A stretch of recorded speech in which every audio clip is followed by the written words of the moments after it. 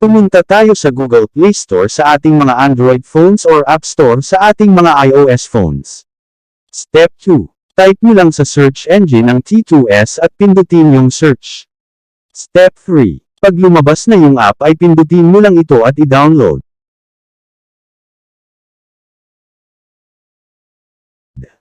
Step 4. Buksan mo na yung app at voila. Pwede ka na magsimula magsulat ng kahit ano para gawing sound. Subukan natin. Pagkatapos magsulat ay i-play mo. Paano mag-voice over kahit hindi ka magsalita? Kailangan nyo i-adjust ang settings para makuha ang tamang timbre ng boses. Pindutin mo lang yung tatlong parallel lines sa kaliwang ibabaw na bahagi ng screen. Pindutin yung settings. Pindutin yung speech voice at hanapin ang language na Filipino. Pindutin din ang manage voice data para makapili ng boses na swabe sa iyong pandinig. Play mo lang. Isa itong halimbawa ng pangungusap sa wikang Filipino. Isa itong halimbawa ng pangungusap sa wikang Filipino. Isa itong halimbawa ng pangungusap sa wikang Filipino.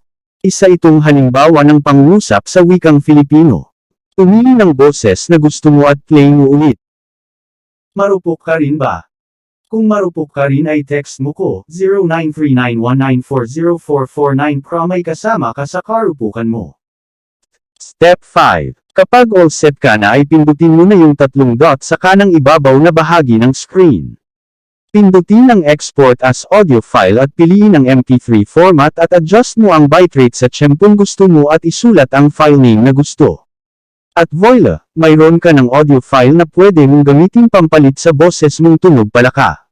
Charot! Thank you for watching and please don't forget to like the video and click on subscribe button with the notification bell for more videos like this.